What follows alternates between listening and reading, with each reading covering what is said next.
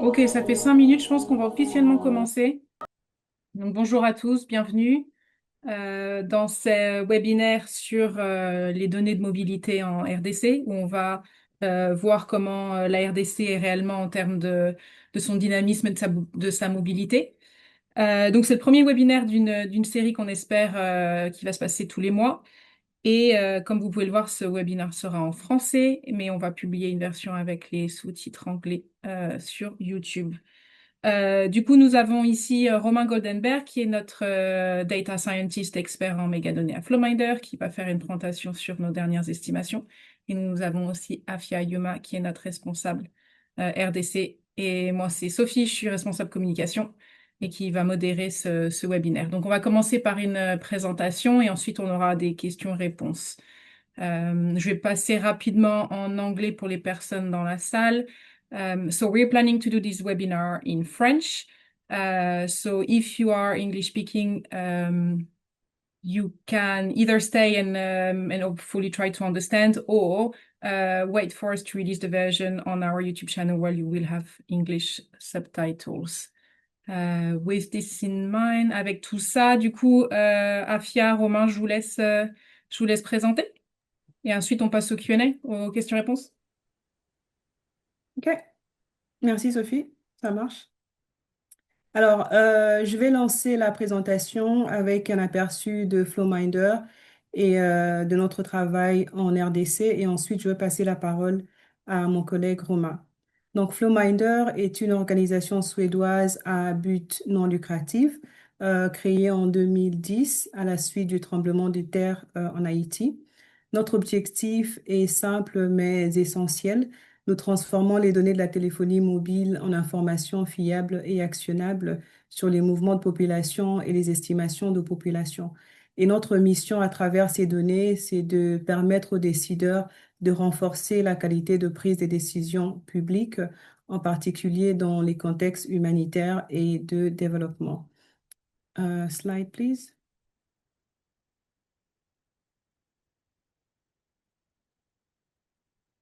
Merci. Et en RDC, Flowminder est actif depuis 2018 et notre partenaire principal est Vodacom Congo. Et depuis lors, nous avons construit des collaborations solides avec des partenaires stratégiques tels que le Programme alimentaire mondial et surtout avec le ministère de la Santé.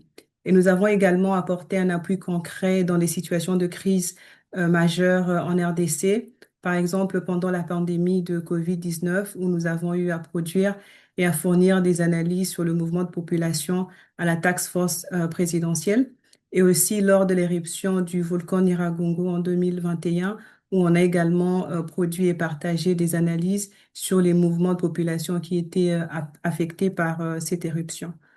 Slide, please. Merci. Et depuis 2019, c'est vraiment avec le ministère de la Santé où on a un partenariat qui est assez fort et c'est au centre de nos interventions dans le pays. Et cela s'inscrivait dans le cadre des efforts du programme élargi de la vaccination, d'améliorer la couverture vaccinale dans le pays. Et c'est ainsi qu'avec le financement de Gavi, on a eu à conduire un micro-recensement dans 7 provinces du pays, qui a été la plus vaste collecte de données auprès des ménages depuis le dernier recensement de 1984. On a également produit des estimations de population et des mouvements de population au niveau des provinces et au niveau des zones de santé, qui va être au fait le centre de cette présentation aujourd'hui. Et au-delà de la production des données, nous avons accompagné les acteurs de santé dans le renforcement de leur capacité pour faciliter l'utilisation opérationnelle de ces données. Et enfin, nous avons eu à appuyer le programme élargi des vaccinations avec l'intégration des dimensions de genre et d'inclusion sociale dans les stratégies de vaccination. Et nous avons aussi contribué à l'optimisation de l'emplacement des sites de vaccination, tout ceci dans le cadre de renforcer l'équité dans les services de vaccination. Romain, je te passe la parole. Merci. Ok, super. Merci beaucoup, Afia. Vous m'entendez bien? Juste vérifier. Vous m'entendez bien, Afia? Ouais, super. Donc oui, donc je vais pouvoir continuer cette présentation et donc là on va se lancer dans le sujet donc, des données de téléphonie mobile et notamment donc des données que nous produisons dans le pays en RDC. Donc juste pour un peu établir les bases, donc de manière générale, on a une grosse opportunité qui est le fait que les opérateurs de réseau mobile génèrent passivement des données et ces données peuvent être potentiellement être utilisées pour obtenir des informations sur la population. Population et infrastructure, mais aujourd'hui on va surtout se focaliser sur les populations. Donc, quelques considérations, pareil, générales sur le sujet. Donc, pour travailler avec ces sources de données, c'est pas quelque chose de simple. Ce sont des données qui sont très, très utiles, mais il faut travailler avec ces données. Il faut pouvoir les utiliser. Et donc, de notre côté, donc Flowminder, ça fait maintenant des années qu'on travaille spécialement là-dessus et nous avons donc développé des solutions spécialement conçues et rigoureusement testées donc pour corriger les biais qui viennent avec ce type de données pour pouvoir gérer les différences de résolution spatiale et temporelle et pour gérer les questions de propriété et gouvernance des données.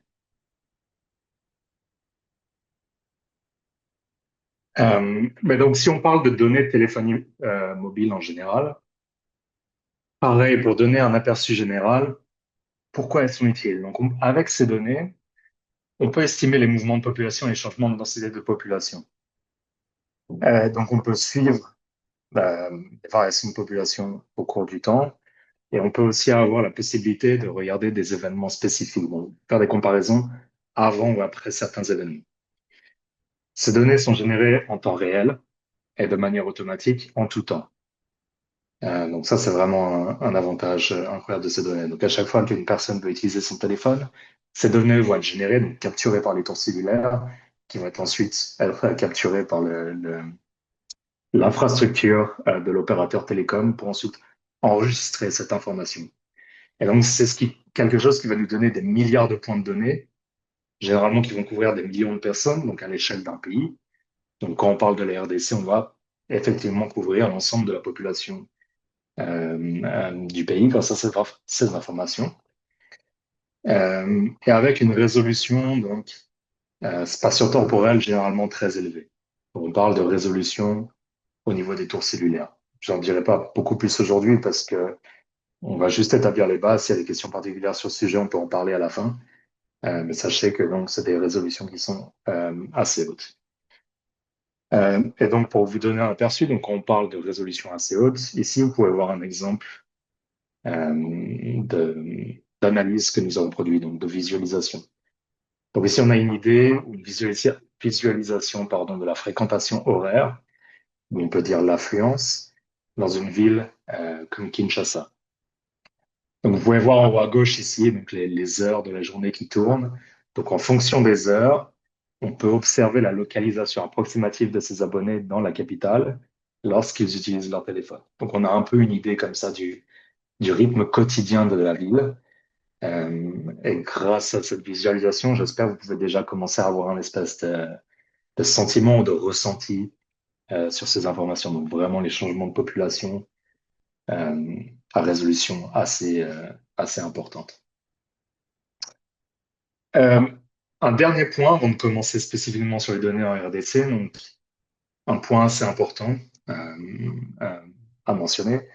Donc quand on parle généralement de données de téléphonie mobile, on parle de données qui sont personnelles. Donc on parle de données qui sont produites par des gens quand ils vont passer des appels, quand ils vont envoyer des messages, quand ils vont utiliser des données Internet.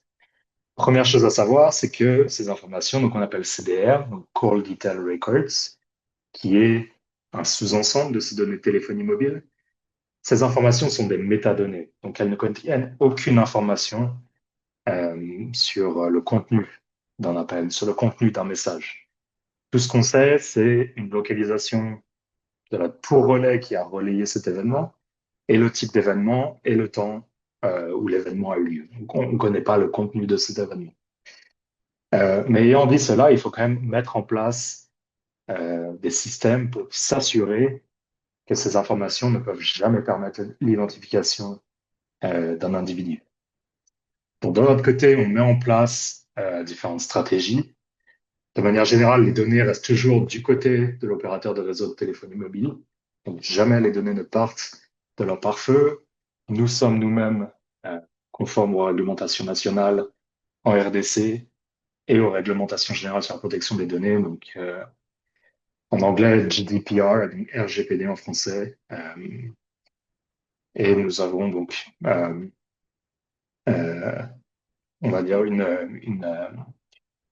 tendance où l'entier de notre travail est généralement publié de manière open source avec autant de transparence que possible.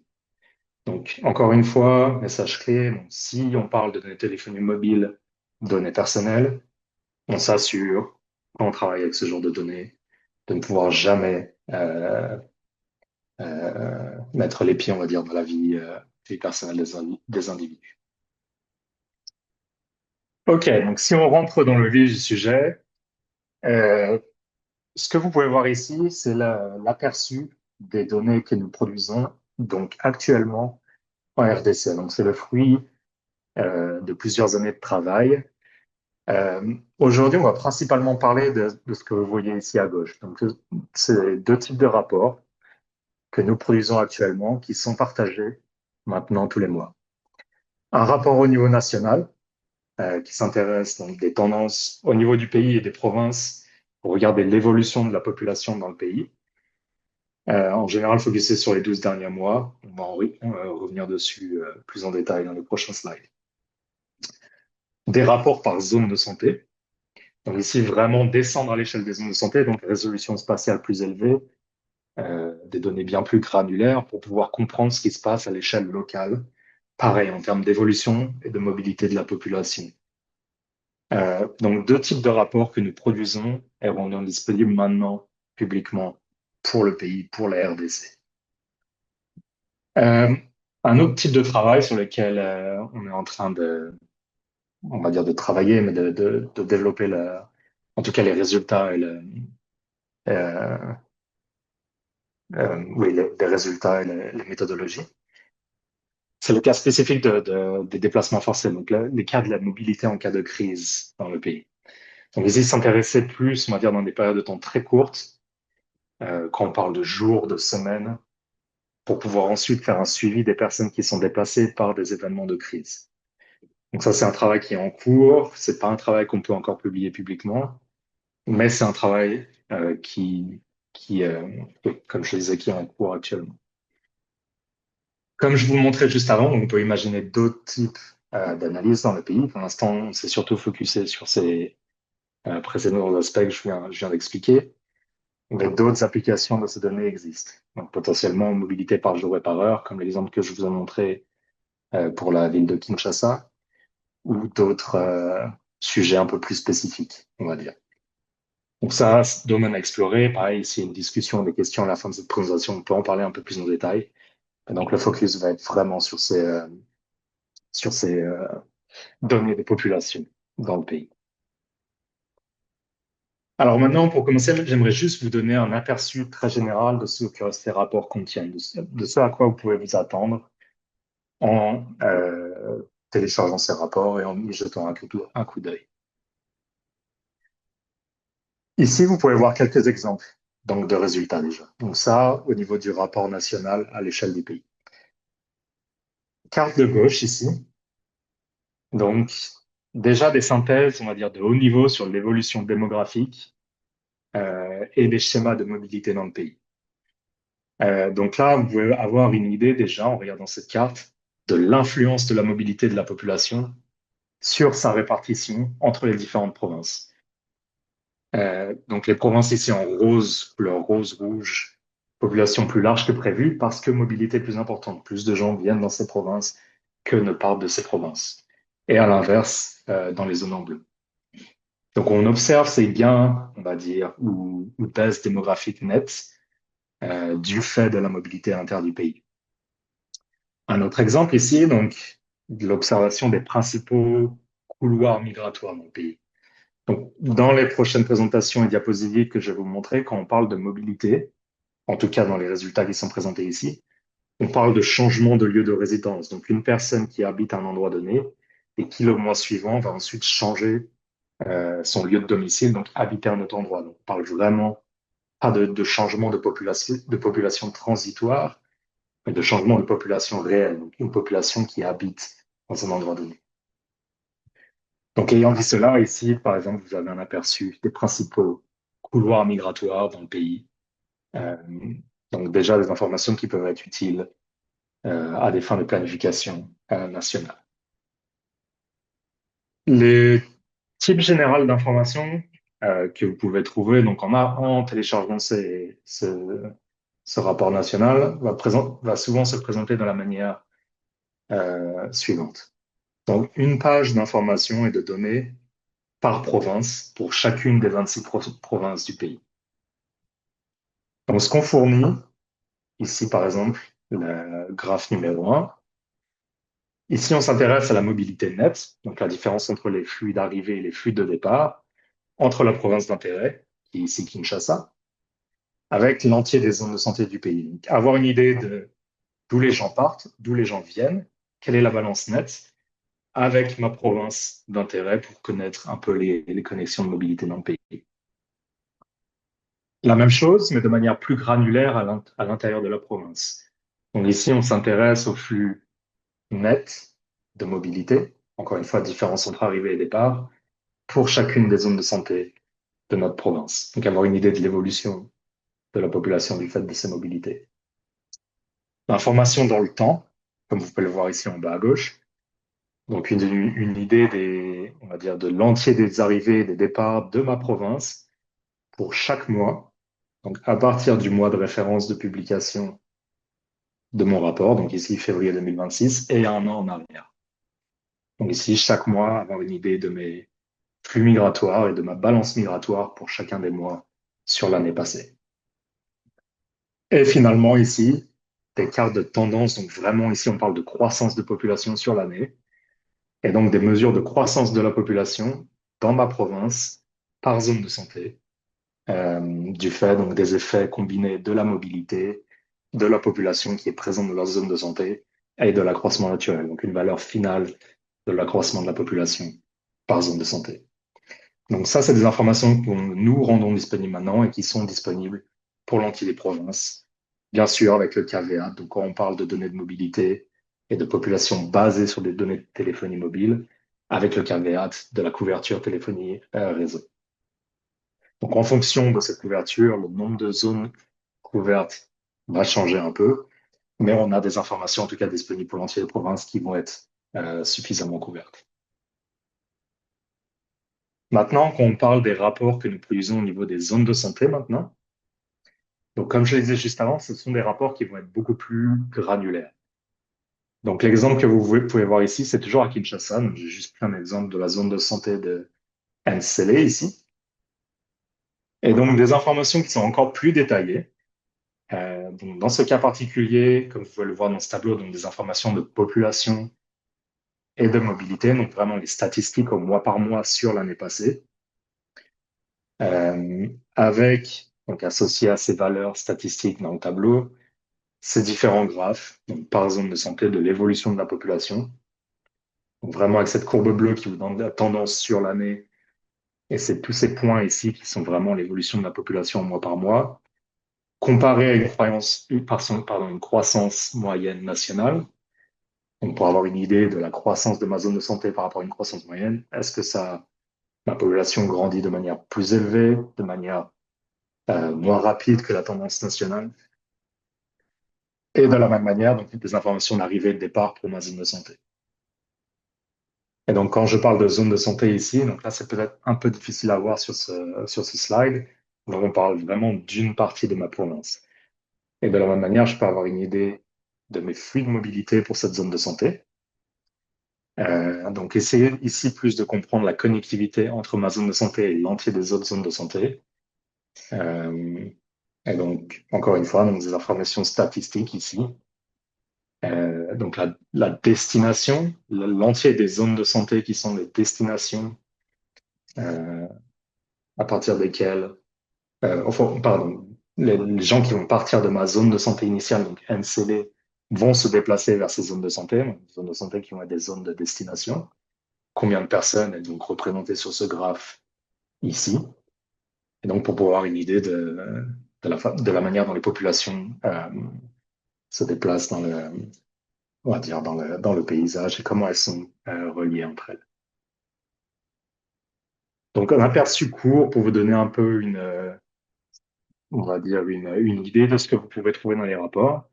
Ici, pour le reste de la présentation, je vais m'intéresser donc à quelques résultats spécifiques qui sont tirés de ces différents rapports. Donc, sachez encore une fois que c'est juste une sélection pour le fait de ce webinaire. Donc, on a dû faire quelques sélections et garder ça assez court. Mais l'information qui est contenue dans ces rapports, donc, dépendamment de vos intérêts, est très dense. Et vous pouvez trouver plein d'informations différentes sur différents types de provinces, différents types de zones de santé. Donc ici, je vais juste vous montrer quelques highlights, on va dire. Donc si pour commencer, je reprends l'exemple que je vous ai donné pour Kinshasa, admettons que je suis intéressé par les flux migratoires au fil du temps. Bon, quelque chose que je peux déjà voir sur ce graphe ici de mobilité au fil du temps. Donc si je le mets de manière un peu plus zoomed in, un peu plus grande ici, déjà je peux observer que j'ai un effet saisonnier ici. Donc, si c'est un intérêt, déjà, je peux voir que, OK, j'ai un pic d'arrivée dans ma province en août 2025. Donc, déjà, ça, c'est un type d'observation qu'on peut faire à partir de ces informations. On peut aussi savoir, donc, spécifier aussi d'où les gens viennent et où les gens sont partis. Euh, une autre information, pareil, qui est ici peut-être un peu générale, mais qui est toujours intéressante pour donner un peu du sens à ces données que vous voyez. Donc, quand on parle de la mobilité de la population, on peut aussi observer des tendances saisonnières claires quand on regarde l'entier du pays.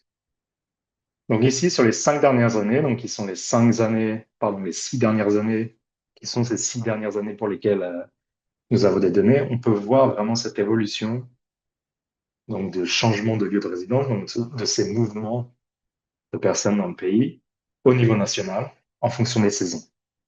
Donc quelque chose qu'on remarque directement en voyant ce graphe, c'est qu'on a une baisse des déplacements pendant la saison des pluies et des pics qui arrivent en général pendant la longue saison sèche. Donc ça, c'est quelque chose qu'on peut voir se répéter année par année, donc vraiment ces pics, qui bien sûr, les valeurs totales de mobilité vont évoluer ou changer d'une année à l'autre, mais on peut déjà observer cette saisonnalité à l'entier du pays. Si on s'intéresse maintenant au sud-est du pays, donc quelque chose d'autre qu'on peut observer qui est assez clair dans les données qu'on produit, c'est qu'on observe des larges flux de population vers les zones donc, au sud-est du pays. Donc on parle du Haut-Katanga et du Lualaba, donc du Lualaba particulièrement Kolwezi. On peut observer ces larges flux migratoires. Donc essentiellement, deux provinces avec un fort solde migratoire. Une situation où on a presque tout le temps plus d'arrivées que de départs, et probablement du fait des opportunités économiques offertes par le secteur minier dans ces zones-là. Donc ici, carte de province et la mobilité au fil du temps. Si je m'intéresse ici, donc ça, c'est des informations qui sont aussi données dans le rapport, aux capitales provinciales. Donc ici, la ville de Lubumbashi au Katanga ou la ville de Kolwezi au Lualaba. Lubumbashi, on est environ à 4,40% d'accroissement naturel, presque 6% pour Kolwezi, à comparer à une moyenne nationale du pays qui est à 3,3% sur l'année. Donc deux capitales provinciales avec une croissance de population très élevée. Quelque chose qu'on peut observer et quelque chose qui est du fait de la mobilité des personnes dans le pays. Donc, ce sont des résultats qui sont intéressants, mais on peut se poser la question, d'accord, on voit que la population augmente, qu'est-ce que ça veut dire? Est-ce que c'est quelque chose pour lequel, ou quelque chose qui est actionnable? Un exemple très simple, donc, quelque chose d'aussi simple que ces tendances de population, donc l'évolution de la population. Donc, au niveau des provinces, au niveau des villes, on pourrait descendre à l'échelle des zones de santé. C'est une information qui est très importante quand on parle de santé et de vaccination, par exemple. Initialement, une partie de ce travail, de ces cartes et de ces analyses a été produite dans le cadre de travail spécifique sur la santé et la vaccination. Et donc, avoir une idée de ces tendances de population est très important à différents niveaux. Donc, notamment pour aider à la planification, Donc, si on veut avoir une bonne planification, il est important d'avoir un détail. En tout cas, une planification détaillée va prendre en compte ces fluctuations démographiques pour pouvoir nous permettre des ajustements en fonction des changements saisonniers, peut-être évaluer des lacunes et établir en tout cas à la fin un autre point important. Donc, connaissant la situation dans le pays en RDC et le fait du souvent, on va dire, manque de données, ou alors des données qui sont disponibles mais qui sont peut-être euh, pas euh, souvent très fiables, qui permettent aussi d'avoir de l'information pour justifier euh, la vaccination, la santé, donc l'établissement de rapports et de justifications au niveau central. Donc essentiellement garantir que, si on parle de vaccination, que les vaccins parviennent aux bonnes populations au bon moment. Donc un exemple très simple, ça c'était au cours du travail qu'on avait réalisé dans le cadre de ce projet sur la santé. Sur ces cas particuliers sur lesquels je vous parlais, donc le Haut-Katanga, vous pouvez voir ici une quote d'un docteur avec qui on a travaillé pendant ce projet. De manière simple, grâce aux données que nous avons produites, elles ont pu justifier de leur situation. Donc les autorités sanitaires locales ont pu justifier de la situation sur le terrain au Haut-Katanga, qui est exactement ce que je vous ai décrit juste avant, une situation sur ces années récentes de forte augmentation de la population. Quelque chose ou un message qui avait peut-être du mal à passer, on va dire, au niveau de l'autorité centrale, en tout cas, pour justifier du fait de cette augmentation. Donc, on a pu la quantifier, on a pu la montrer, et cette personne a pu ensuite utiliser cette information pour pouvoir militer ensuite en faveur de l'obtention de ressources supplémentaires pour pouvoir travailler dans de meilleures conditions. Donc, aide à la planification et ensuite justification de l'autorité centrale pour pouvoir justifier du fait de cette forte augmentation et donc du besoin accru en aide. OK. Si on change de sujet, maintenant, on va changer un peu de perspective. On va continuer à regarder des informations de population, bien sûr. Mais aussi, on peut s'intéresser à un autre domaine particulier, malheureusement de l'histoire récente de la RDC, donc notamment des provinces dans le nord-est. Ici, si on peut donc jeter un coup d'œil à la situation dans la ville de Goma. Goma, ce qu'on voit, en tout cas depuis le début des années 2020, c'était une ville qui avait tendance à s'accroître de manière assez rapide et de manière assez forte, même comparée à la croissance moyenne nationale. Une croissance qui, du fait des événements récents dans le nord-est du pays, a fortement chuté. Donc ici, on peut se focus sur la période à partir de janvier 2025, et c'est vraiment quelque chose qu'on voit dans ces données. Donc à partir de janvier 2025, une situation où beaucoup de gens se sont mis à partir de la ville et une très forte diminution de la croissance de la population ici. Donc, on peut commencer à voir ces effets dans le temps et les effets du conflit dans le nord-est, dans cette ville. Euh, donc, des informations qui peuvent potentiellement aider à quantifier ces déplacements, à valider des rapports sur le terrain, et aussi dans un futur proche, pouvoir avoir une idée du suivi, en tout cas sur des retours potentiels dans la ville. Donc là, par exemple, une tendance qu'on voit commencer à s'inverser en juin. Mais bon, on parle quand même d'histoire assez récente, donc à suivre dans les mois qui viennent. En tous les cas, ce que je vous propose maintenant, c'est juste, on va dire, un cas particulier. Donc, on va s'intéresser au cas de l'Ituri et à ses impacts du conflit dans le nord-est du pays. Et ici, à une échelle plus granulaire. J'ai pris deux zones de santé avec des événements euh,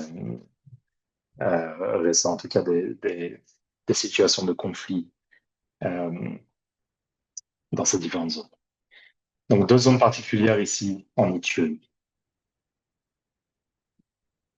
Quelque chose qu'on a pu observer dans les données, donc là, je vous ai mis l'extrait d'un article euh, datant du 15 août 2025.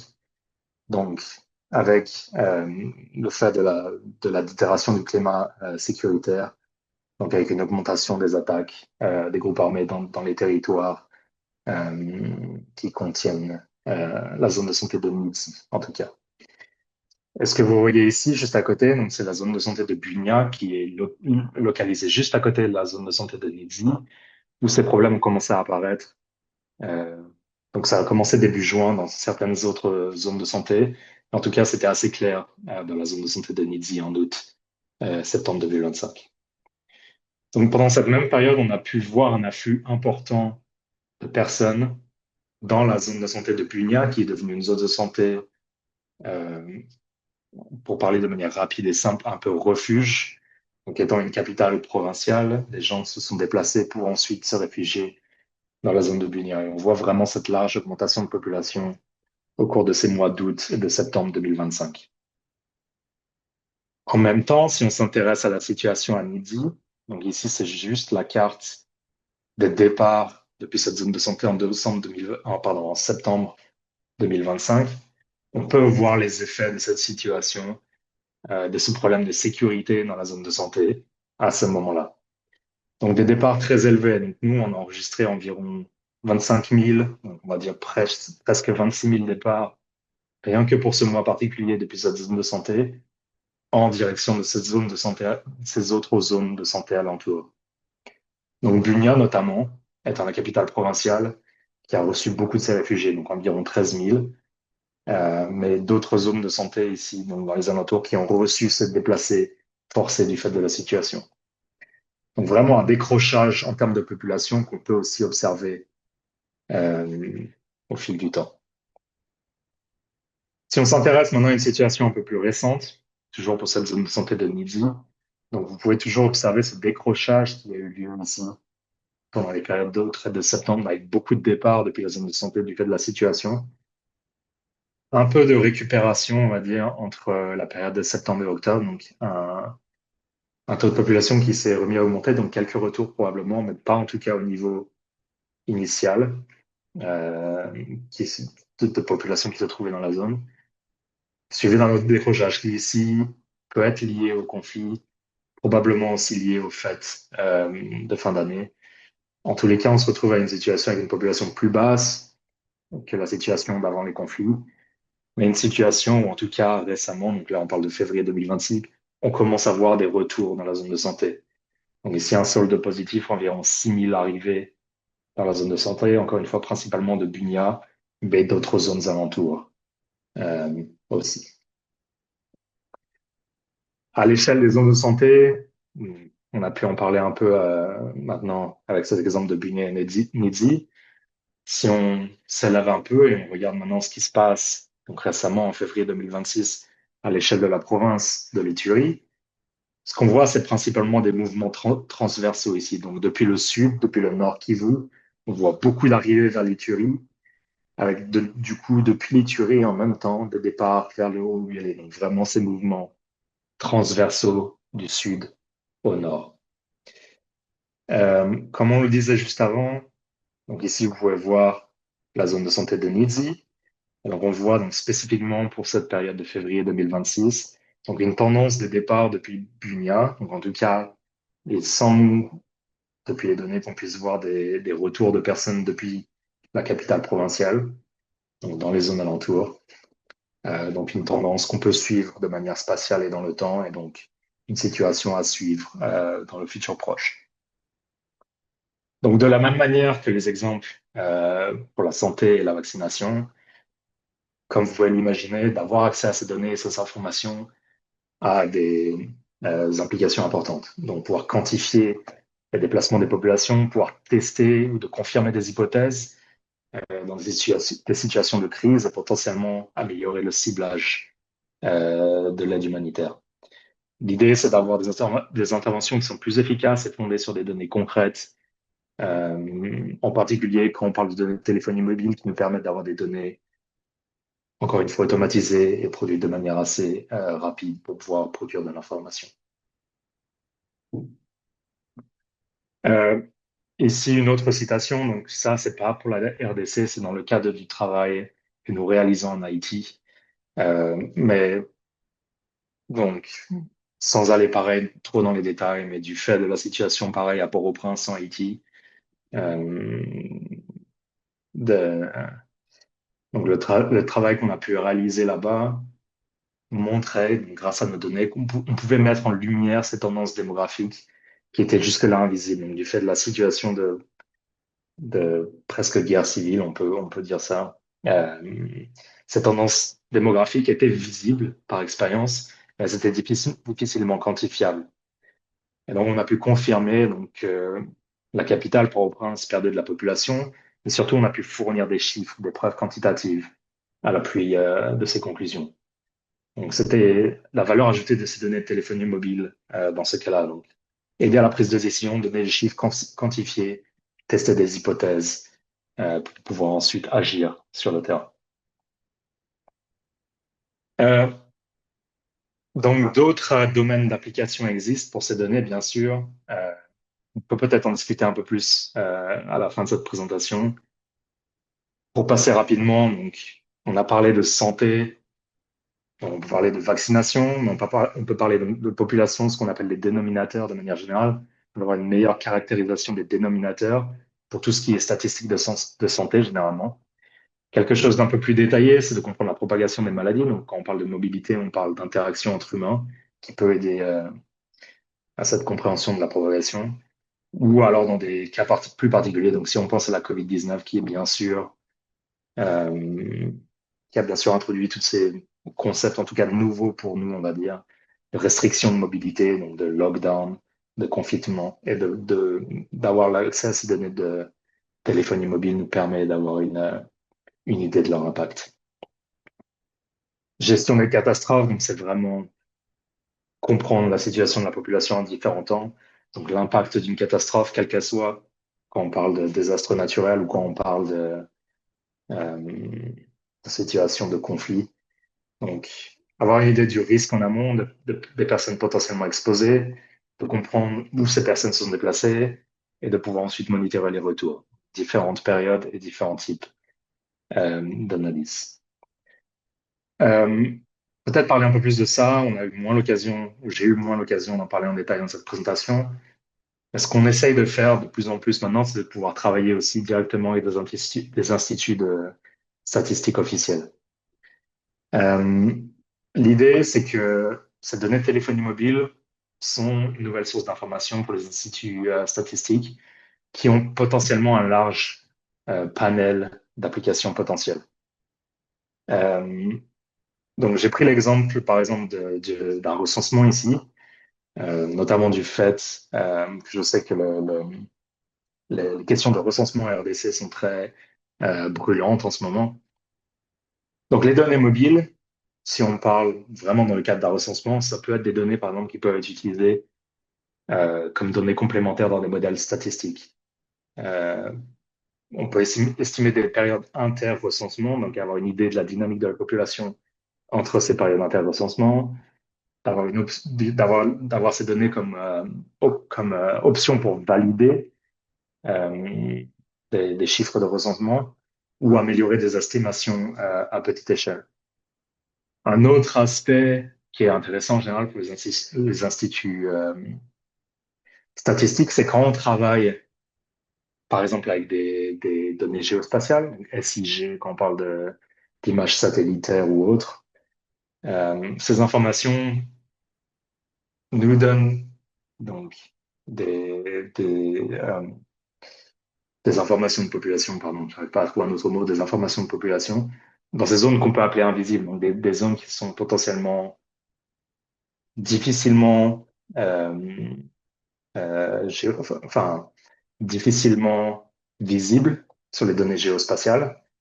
Un exemple très simple, si on parle de couverture, par exemple, de couverture végétale, vous ne pouvez pas voir ce qui se passe sur le sol, mais dans le cas des données téléphonie mobile, à partir du moment où on a des tours cellulaires, on peut voir la population. On n'a pas besoin d'avoir une visibilité directe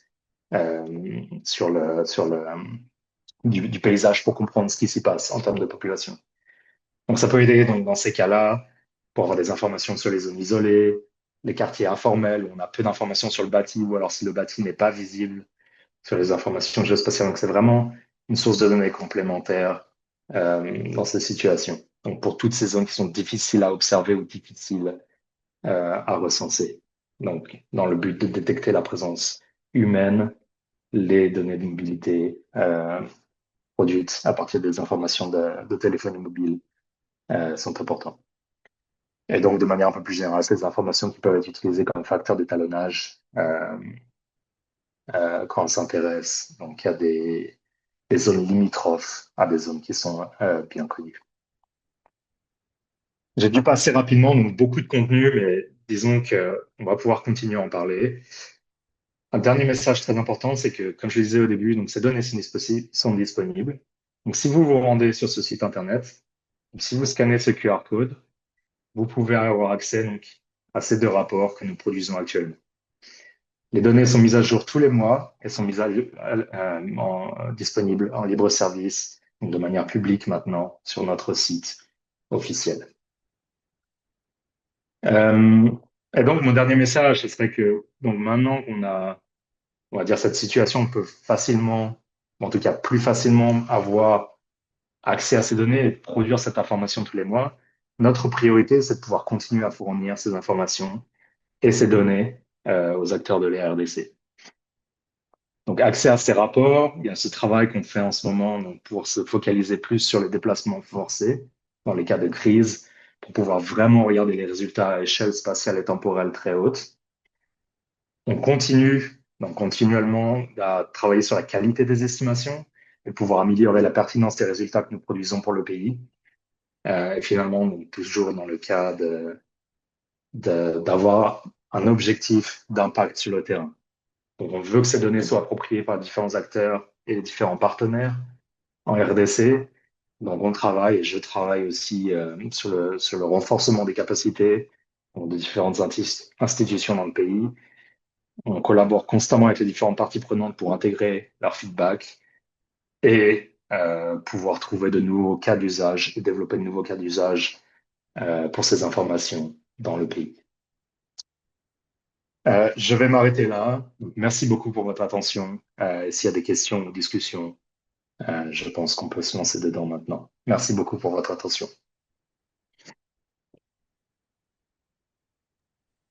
Merci Romain.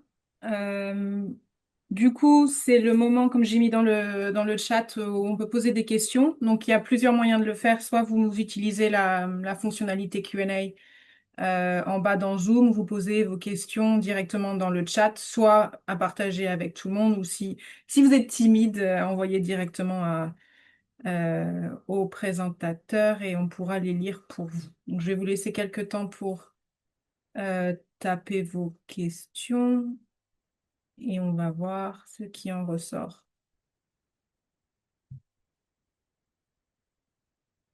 Bon, c'est le jeu de la patience.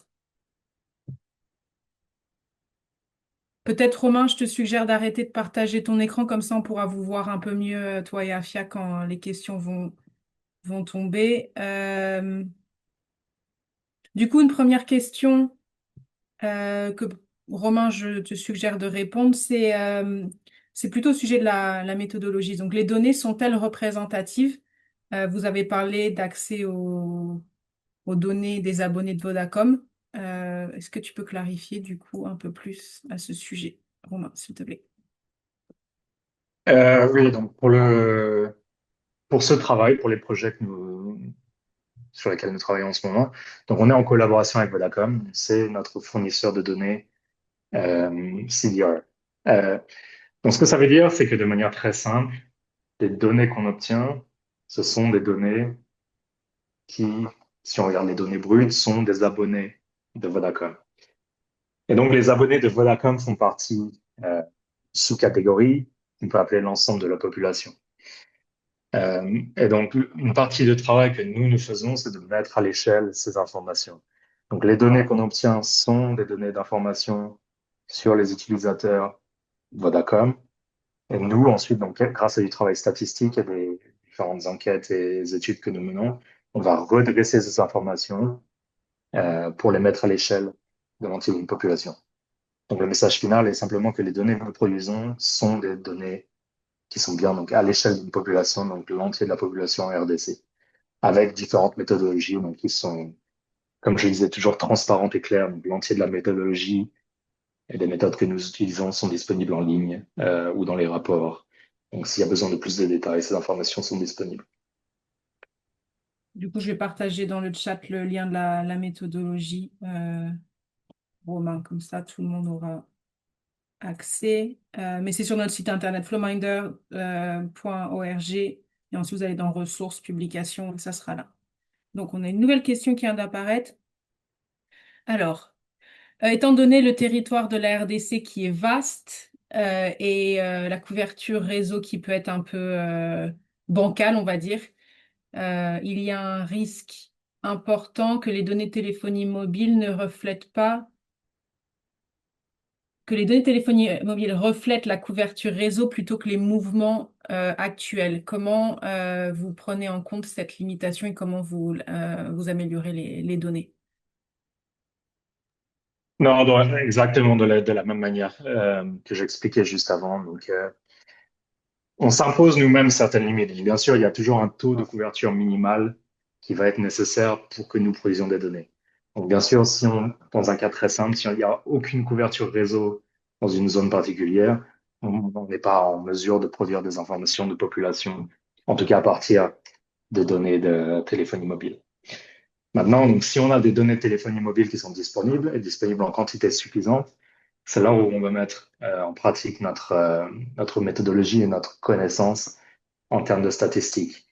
Donc, même pour des zones où la couverture est plus faible, on va imaginer une couverture standard, on a des moyens, grâce à des études statistiques, des census, des enquêtes téléphoniques qu'on a pu performer, qu'on a pu réaliser, pardon, dans le passé, on va pouvoir redresser cette information à l'échelle d'une population.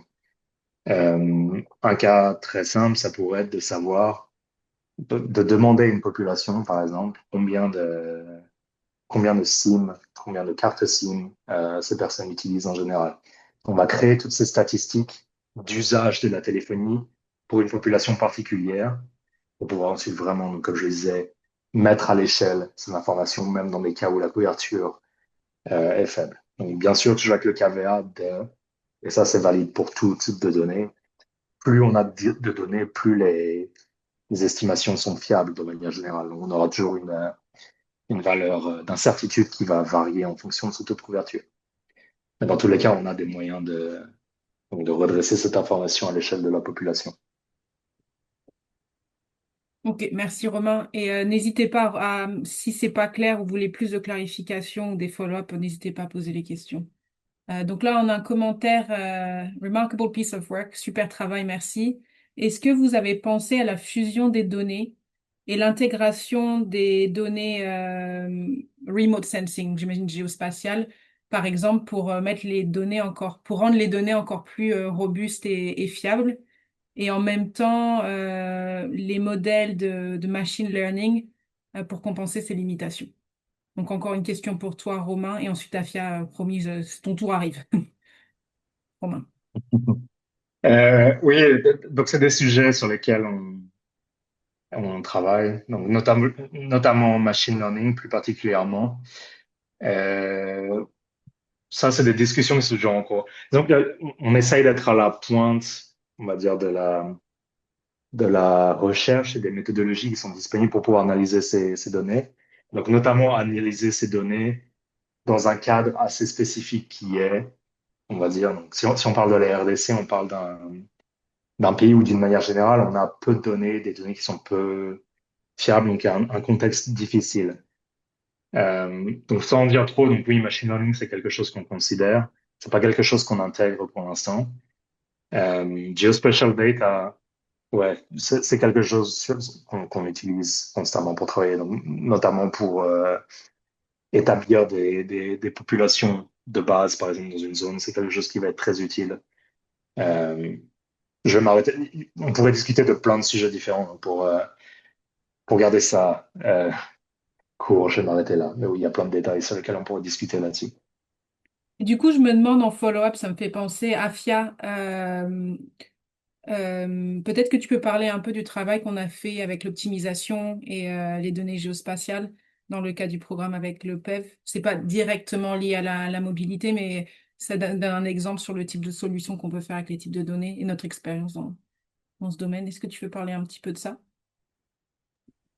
Oui, donc avec l'optimisation, c'est un axe de travail sur lequel on travaille. C'est aussi une spécialisation de FlowMinder. Donc, dans le cadre du programme avec le programme élargi de vaccination, on a eu à utiliser les données géospatiales. Donc, on a collaboré avec nos partenaires de l'ECRI 3 pour pouvoir proposer des sites de vaccination afin d'améliorer la couverture vaccinale en RDC.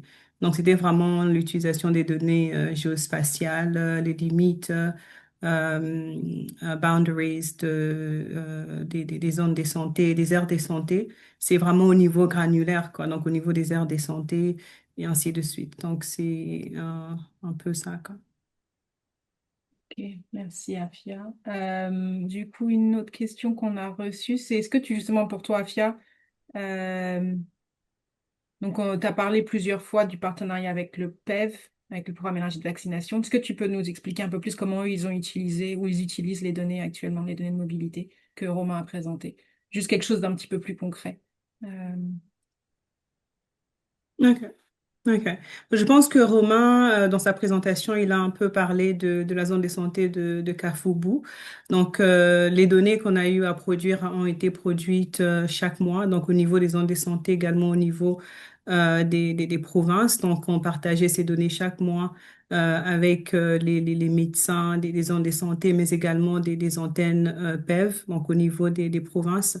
Et donc, ces données ont été utilisées particulièrement dans la planification, mais aussi dans l'évaluation des interventions de vaccination. Donc, par exemple, au niveau de certaines zones de santé, où très souvent, après les campagnes de vaccination, ils ont des taux de vaccination qui vont au-delà de 100% de couverture vaccinale. Ils ont remarqué que, ou ils ont toujours dit au niveau central, qu'ils ont plus de population que les statistiques de population qui sont pour qui sont utilisées comme la base dans leur planification. Et donc avec nos données, ils ont pu démontrer et confirmer en fait au niveau central qu'ils ont plus de population que celle de base. Donc déjà pour expliquer ces écarts dans les résultats. Et aussi un autre aspect qui est très important dans certaines zones de santé, particulièrement dans le Haut-Katanga et même au niveau de Lualaba, où il y a beaucoup de mouvements de population. C'est il y a toujours eu un grand problème avec le shortage de vaccins. Et c'est là, encore une fois, s'expliquer du fait que ils planifiaient sur une population de base qui était plus faible que la population qu'ils avaient dans leur zone de santé. Donc, avec les données de mobilité de FlowMinder, c'est qu'ils ont fait, par exemple, ils ont eu à conduire, faire de plaidoyer pour pouvoir obtenir des ressources additionnelles, pour avoir plus de staff, plus de ressources afin de pouvoir un peu répondre aux besoins additionnels qui sont pas toujours pris en compte dans la planification initiale. Donc, c'est un peu comme ça que, dans le cadre de la vaccination, ces données ont été vraiment utilisées d'une manière opérationnelle et aussi pour permettre aux zones de santé qui ont beaucoup plus de mouvements de population de savoir comment répondre aux besoins de ces populations. Donc ça, c'est un exemple un peu concret, quoi.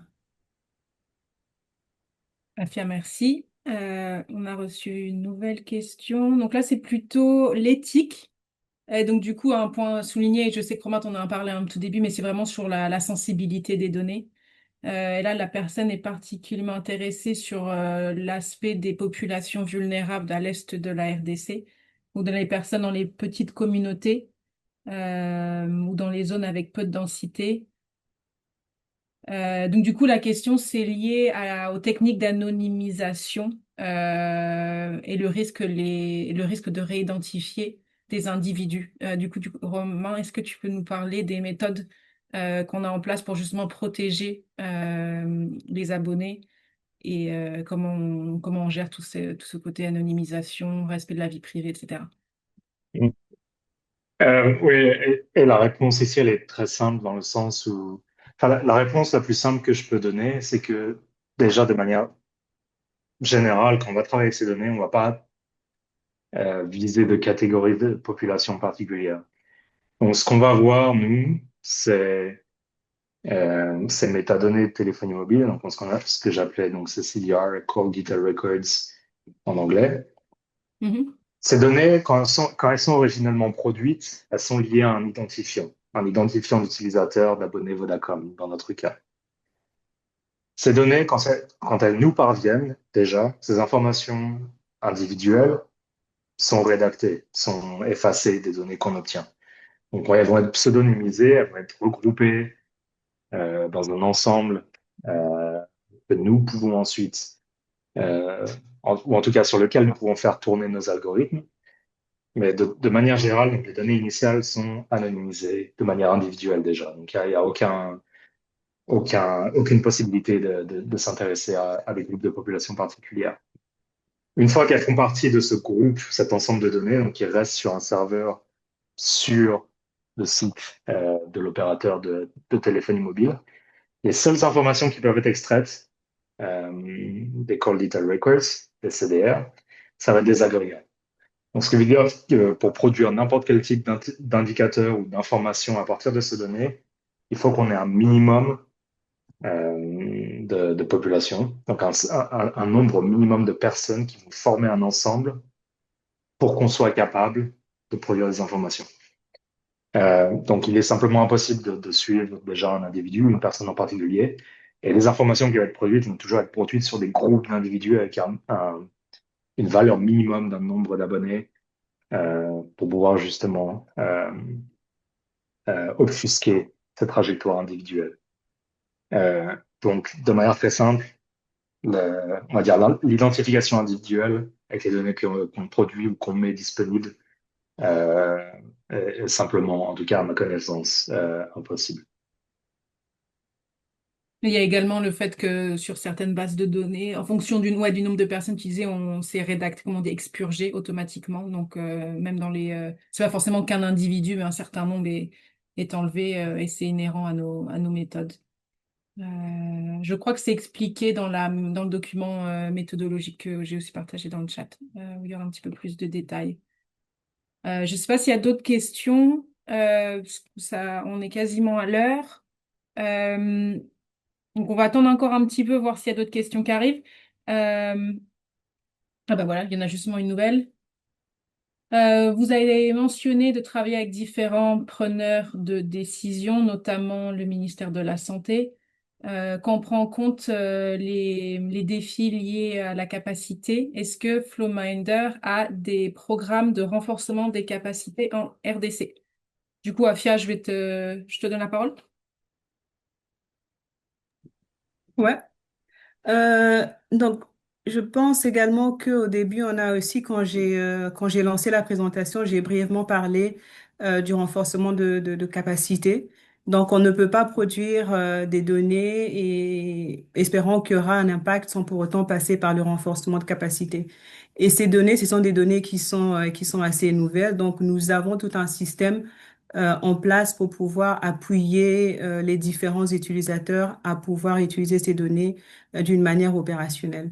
Alors, dans le cadre du programme du projet avec le programme élargi de vaccination, on a eu à accompagner les acteurs de la santé, donc des médecins, des data managers, des centres de santé, des infirmiers titulaires, à pouvoir déjà comprendre comment est-ce que ils peuvent interpréter ces données. Et surtout de les accompagner à savoir comment est-ce que ils peuvent les utiliser dans leur cas spécifique parce que bien évidemment on produit des données pour chaque zone de santé. Donc ça a été un élément assez efficace pour nous assurer qu'il y a également appropriation de ces données au niveau du pays. Donc on a travaillé avec ceux qui sont au niveau opérationnel, au niveau provincial, mais également au niveau national.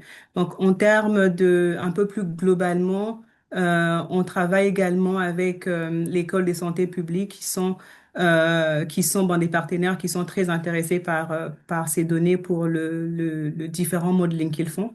Donc, c'est aussi un partenaire et dans le futur, en tout cas, on espère travailler encore plus étroitement avec eux pour encore une fois vraiment nous assurer qu'il y a cette appropriation au niveau du pays, quoi. Donc, c'est un peu ce que nous avons en place présentement.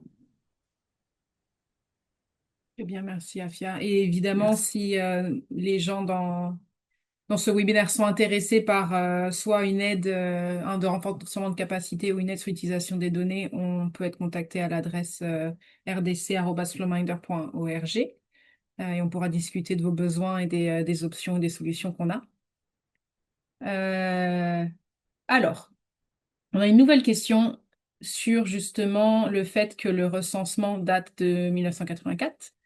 Quelles sont les données qu'on utilise pour valider ou calibrer nos estimations? Romain.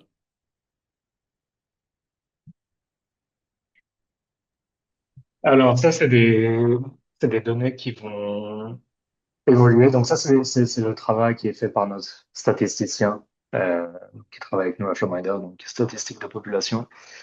Donc, pour les derniers rapports, on utilise les données de l'INS, donc les dernières données récentes de l'INS, donc l'Institut national de statistique, dans ce cas particulier. Mais donc, comme je le disais au début, donc, oui, pour produire ces informations, on a besoin d'avoir une base initiale de population. On a ensuite les informations de mobilité qui vont nous donner cette tendance, ces évolutions dans le temps. Et pour avoir une population finale, il faut avoir aussi une idée de l'accroissement naturel de la population. Donc, en général, quand on produit ces données, donc, quelque chose sur lequel j'ai un peu touché à la fin, c'est qu'on essaie constamment de faire évoluer la méthodologie pour s'approcher au mieux oui, d'avoir les données de meilleure qualité possible de manière très simple. Donc, les sources peuvent changer, ça va dépendre des releases, quand des sorties ou des versions des rapports. Donc, quoi qu'il arrive, l'ensemble des données qui sont utilisées pour chacune des productions que nous faisons sont données dans chaque rapport. Donc, dans chaque rapport, à la fin du rapport, il sera listé l'ensemble des données qu'on a utilisées et de quelle manière pour produire ces informations.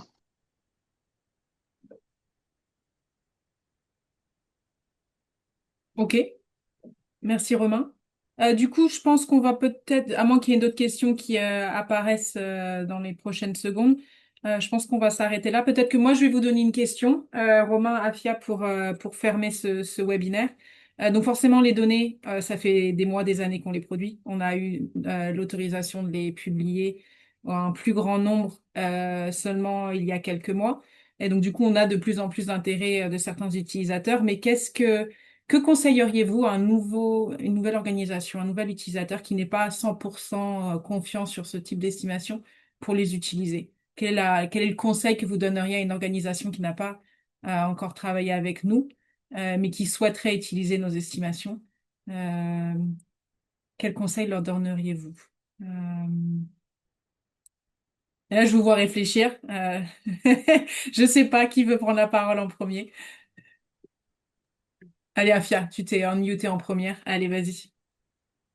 D'accord, ok, je commence. Alors, je pense que ce que moi je conseillerais, c'est déjà de nous approcher. Nous savons que ce sont des données qui sont nouvelles.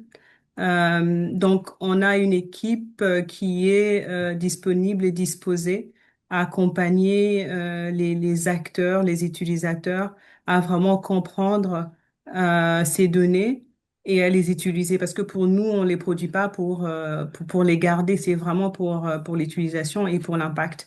Et on invite vraiment toute organisation qui travaille en RDC parce que ces données, c'est pas uniquement pour le cas de la vaccination, par exemple, parce qu'on a beaucoup parlé de ça dans notre travail avec le ministère de la Santé, mais c'est au-delà. Donc, on peut utiliser ça dans la planification dans l'urbanisation, dans le transport, dans l'éducation.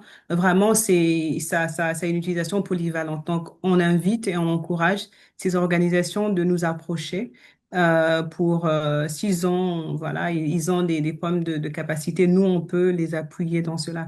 Et nous avons également plusieurs ressources en ligne pour pouvoir vous guider dans la compréhension de non seulement de ces données, mais également de nos méthodes. Donc, on vous encourage également de pouvoir visiter notre site Internet, pardon, pour pouvoir avoir accès à ces ressources et vous imprégner un peu du travail que nous faisons. Donc, on est là, on est disponible, on est disposé. N'hésitez pas voilà, de nous envoyer un message, soit par LinkedIn ou par email. Nous sommes là. Voilà. Merci. Merci, Afia. Romain, est-ce que tu as un autre point de vue à ajouter en tant que notre formateur, Non, mais exactement autrement? ça, c'est ce Oui. que j'allais dire. Contactez-nous, on est disponible, on est toujours intéressé. On fait ce travail par intérêt, par passion. Donc, on est disponible pour discuter, comme disait Afia, contactez-nous par mail, euh, quelques moyens que ce soit, rendez-vous sur notre site internet, jetez des coups d'œil à des rapports. On a aussi des ressources, plein de ressources avec de l'information, des détails, donc plein de choses sont disponibles, euh, des choses qui sont très intéressantes aussi, disponibles de manière ouverte sur notre site. Voilà. Ok. Bon, bah, merci à vous deux. Et je rajouterai également que sur le site, il n'y a pas que les données de la RDC, mais il y a aussi des cas d'études qu'on a fait dans d'autres pays qui peuvent aussi inspirer sur le type d'analyse qu'on peut faire. Donc, c'est vraiment ouvert. On appelle vraiment les utilisateurs ou les bailleurs de fonds à nous contacter s'ils sont intéressés par ces statistiques, ces estimations et ces potentiels, un impact plus grand RDC. En tout cas, merci à tous d'avoir été présents aujourd'hui, mais surtout merci à Romain et Afia pour votre temps et comme vous dites, votre passion pour la partage de ces données. Et on espère organiser un prochain webinaire le mois prochain, mais on mettra ça en ligne dans les jours et les semaines à venir. Et gardez un œil sur notre site internet pour les dernières estimations. Romain Afia, merci. Et je vous souhaite à tout le monde une très bonne journée. Merci, au revoir. Merci. Merci Bye. beaucoup. Au Au revoir. revoir. Bye.